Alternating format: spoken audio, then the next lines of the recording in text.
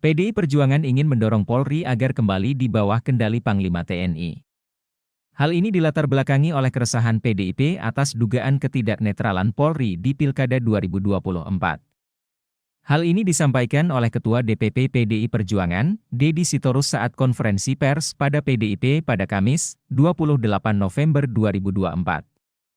Deddy Sitorus mengaku heran dan menilai sikap Polri yang masih sempat cawe-cawe di kontestasi politik di saat banyak masalah internal di bawah kepemimpinan Kapolri Jenderal Listio Sigit. Deddy menyebut terbuka juga opsi untuk mendorong Polri bekerja di bawah Kementerian Dalam Negeri. Ini untuk itu Pak Deddy Sitorus dipersilakan. Baik, terima kasih Pak Sekjen, teman-teman media dan rakyat Indonesia yang menyaksikan tayangan ini. Kami ingin mendahului dengan menyampaikan apa yang sudah diliput oleh media tentang potensi kecurangan di 9 daerah. Ini salah seorang pakar hukum tata negara. Mereka menyampaikan ada 9 daerah yang rawan terhadap penyalahgunaan kekuasaan oleh para pejabat gubernur. Ya, mereka sebut Sumatera Utara, Jawa Barat, Jawa Tengah, Bali, Papua, NTT, Sulawesi Selatan, Sulawesi Tenggara, dan Kalimantan Barat, Sulawesi Utara. Dan ternyata lebih dari situ masih ada daerah-daerah lain yang sangat kental intervensi aparat yang tidak disebutkan oleh mereka dan kemudian kami alami. Di sana misalnya Banten, ada Banten, ya. Juga ada daerah lain juga seperti Lampung dan Kepulauan Riau. Tadi sudah disampaikan oleh Mas Sekjen, ini ada segitiga yang kami sampaikan. Ini adalah alur yang membuat pilkada kita tidak sekedar soal menang kalah. Tapi ada vokabuleri baru dalam pilkada ini, dalam kontestasi ini. Yaitu ada yang dimenangkan, ada yang dikalahkan. Ya. Dimenangkan dan dikalahkan. Jadi bukan menang kalah. Kenapa ada istilah dimenangkan dan dikalahkan? Karena ada pihak-pihak lain yang seharusnya tidak terlibat dalam kontestasi pilkada. Pihak-pihak yang seharusnya menjaga konstitusi, menjaga aturan hukum dan perundang-undangan, menjaga pemilu kita jujur, adil, bersih, demokratis, ternyata mereka justru yang mengangkangi, meminggirkan, dan membuang semua itu ke tempat sampah. Sudah kita pahami pada pemilu pilpres yang lalu, terjadi banyak anomali, banyak pelanggaran dalam pemilu bulan Februari. Dan itu dibuktikan dengan keputusan Mahkamah Konstitusi yang bersifat dissenting opinion ya, terhadap penetapan presiden.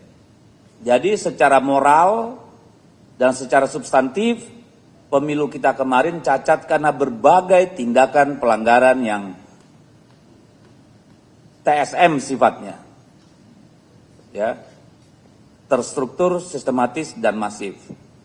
Budaya politik buruk ini kami namakan sebagai budaya Jokowisme, karena bermula pada saat seorang penguasa bernama Jokowi dengan segala cara, dengan segala kekuasaan yang dimilikinya, melakukan upaya-upaya untuk menghasilkan pemilu sesuai keinginannya. Apakah target, sasaran dari kegiatan itu adalah seluruh populasi pemilih? Sudah tentu tidak. Tetapi didesain untuk jumlah persentase yang memadai agar agenda mereka tercapai. Nah, bagaimana politik ala Jokowisme yang merupakan sisi gelap demokrasi ini bisa bekerja? Dia tentu membutuhkan instrumen. Apa instrumen yang dipakai dengan politik pemilu ala Jokowisme ini? Tentu sesuatu yang sangat besar, berjaringan kuat, punya kemampuan untuk melakukan penggalangan dana, penggalangan kelompok-kelompok tertentu yang sudah menjadi pengetahuan publik. Sekarang kita mengenal Partai Coklat. Partai Coklat sudah menjadi kosakata baru dalam politik Indonesia, sudah dibicarakan oleh media massa. Tadi sudah disebut di dalam bocor halus, sudah disebutkan di dalam gedung DPR, baik Komisi 2 maupun Komisi 3 juga sudah mensinyalir masalah ini. Jadi ini bukan sesuatu yang baru. Kami di PDI Perjuangan terus terang sedih, karena yang dimaksud Partai Coklat ini sudah barang tentu adalah oknum-oknum kepolisian. Cuma karena tidak hanya satu tempat, mungkin sebaiknya kita tidak menyebut oknum-oknum, tapi ini sudah sesuatu yang bersifat garis komando. Dan saya kira pemegang kuncinya adalah Listio Sigit. Beliau bertanggung jawab terhadap institusi yang dia kendalikan, yang dia pimpin, yang ternyata merupakan bagian dari kerusakan demokrasi kita. Ini tanggung jawab yang saya kira harus dipikul sepanjang sejarah nanti. Kawan-kawan PDI Perjuangan, Ibu Presiden kelima, Ibu Megawati Soekarno Putri adalah orang yang memisahkan Kepolisian Republik Indonesia dari Angkatan Bersenjata Republik Indonesia setelah reformasi. Dengan harapan institusi kepolisian menjadi instrumen negara untuk menegakkan hukum dan perundang-undangan, menjaga keselamatan rakyat, melayani, to serve and to protect. Tetapi yang terjadi tidak saja pada pemilu presiden dan legislatif, lebih parah lagi pada pemilu kada yang lalu. Di Komisi 3 kemarin secara telanjang hal itu diangkat oleh salah satu anggota DPR RI di depan Listio Sigit. Dan saya kira itu tidak bermakna apa-apa, karena kemudian kita tahu sampai 27 sampai menjelang TPS tutup masih terjadi serangkaian aksi-aksi di berbagai tempat untuk mempengaruhi hasil pemilu. Dan ini membawa kami kepada pemikiran, meskipun tidak semua bayangkari negara yang ada di Kepolisian Negara Republik Indonesia setuju dengan tindakan Jenderal Listio, Bayangkara Negara. Tetapi perlu diketahui bahwa kami sudah sedang mendalami kemungkinan untuk mendorong kembali agar Kepolisian Negara Republik Indonesia kembali di bawah kendali Panglima TNI. Atau agar Kepolisian Republik Indonesia dikembalikan ke bawah Kementerian Dalam Negeri. Tugas polisi mungkin jika nanti DPR bersama-sama bisa menyetujui, menjaga lalu lintas kita supaya aman dan lancar. Berpatroli keliling dari rumah ke rumah agar masyarakat tidur dengan nyenyak. Ada bagian reserse yang bertugas mengusut, mengurai, melaporkan, menyelesaikan kasus-kasus kejahatan untuk sampai ke pengadilan. Di luar itu saya kira tidak perlu lagi. Karena negara ini sudah banyak institusi yang bisa dipakai untuk menegakkan hukum. Jadi polisi fokus pada sana.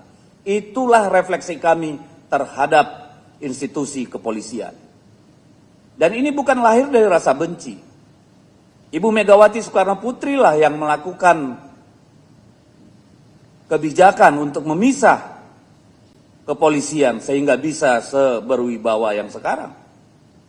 Tetapi ternyata dari apa yang terjadi, dari laporan yang kami diterima, dari pemahaman masyarakat banyak, bahkan termasuk di gedung DPR, justru kepolisian menjadi masalah bagi demokrasi kita. Dan ini sebenarnya kesempatan untuk refleksi bagi seluruh bayangkara negara di institusi kepolisian. Bagaimana begitu marak kasus terkait narkoba, penembakan rakyat tidak bersalah, bahkan jenderal polisi bisa menembak ajudannya, sesama polisi saling tembak, ada masalah yang mendalam dalam institusi kepolisian, masih sempat-sempat cawe-cawe dalam pilkada. Dan itu terjadi mayoritas pada masa kepemimpinan Listio Sigit. Kami menyerukan seluruh bayangkara negara yang ada di institusi kepolisian. Selamatkan institusi Anda. Jangan biarkan dibawa terpuruk, jatuh ke dalam lumpur oleh seorang Listio Sigit. Kami tidak perlu menyebutkan di mana saja kasus itu. Itu nanti akan menjadi bahan pembuktian di sidang. Tapi kami ingin menyampaikan kepada seluruh rakyat, ada seorang Listio Sigit yang harus bertanggung jawab atas apa yang terjadi belakangan ini. Yang kedua, dari segitiga ini ada yang namanya PJ kepala daerah. PJ kepala daerah ini semua berada di bawah kendali Kementerian Dalam Negeri. Seharusnya lah menjadi tugas mereka memastikan tidak ada yang namanya PJ kepala daerah menjadi alat tim sukses pasangan calon di dalam kontestasi pilkada. Jangan lupa subscribe ya.